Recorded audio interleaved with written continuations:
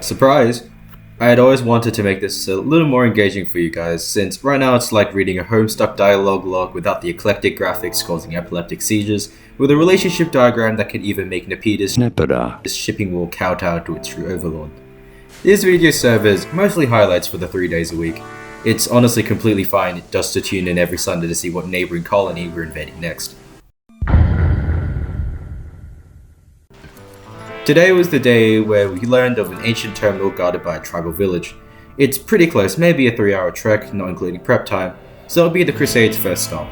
Today is the day that a bunch of people are scheduled to go crusading. At around 6 hours I wanted to leave, but then I realized it was probably better just to wait for the kids' shirts to finish before the caravan heads out. Eddie Spaghetti gets another lover, okay, whatever. And at around 10 hours the caravan finally leaves. I had originally wanted to have Gourmego go with them, but since he was taking way too fucking long, I pulled him out. The caravan arrives at the worshipful village. The intended way of dealing with this is by getting in there, reading the terminal, and then leaving before the village notices.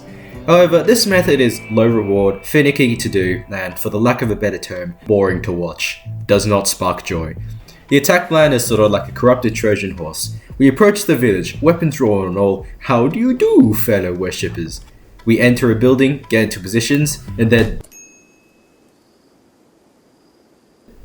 Oh, for fuck! Zal is now unconscious. I give up and just start blasting. A short scuffle and a body count later and the caravan rests. As I try to manage the colony back home though...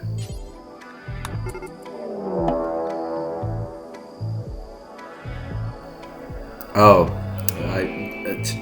Jim Bob, go deal with this. Jim Bob kills some guys. Reinforcements come, I wake up everywhere, except Zal because they're still unconscious, and they all kill some guys. The caravan then does their best Zeus impression by extracting the skulls of those that Jim Bob has slain, then getting out of there before anyone else can know about the war crimes. A Timberwolf hunted a Labrador puppy. For the record, this isn't Alvin, Simon, or Theodore.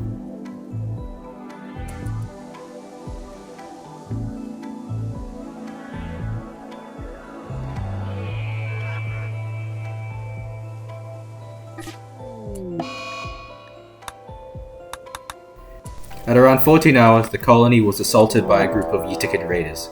Since most of the more combat-able colonists are crusading, I sent an order to the caravan to return to the colony, then drafted every able-bodied colonist.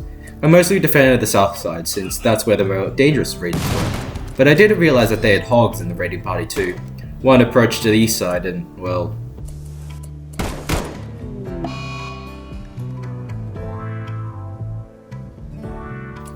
Sixoy was assailed as well, but he was noticed in time to rescue him. The caravan gets sent back, and the colony then spends the next hour recuperating from the honestly not that threatening raid.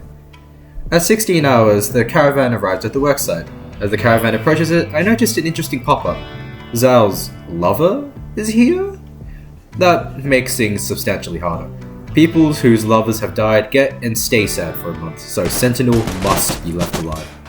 As usual though, the fight was barely a problem, though there was a friendly fire incident. Sentinel is left in critical condition though, so the caravan gets them patched up and, well, imprisoned. What did you expect? We enslaved people whenever we're bored. Since the day was drawing to an end, the caravan spends the night in the worksite and I wrap up the day. Honestly, not a whole lot of note happened today. Gridike gets an infection, Combo, the second person we've slayed ever, is now a colonist, another pet dies.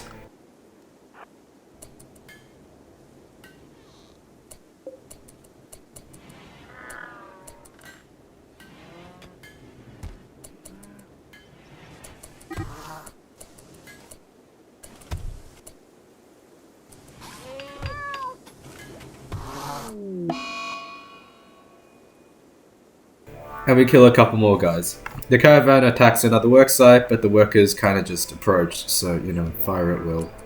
Get some tox grenade in the lungs, kill everyone, grab the skulls, refuse to elaborate, leaves. Also, since we now have steel, Grass begins to make some wedding swords. Again, not a whole lot, but productive day nonetheless.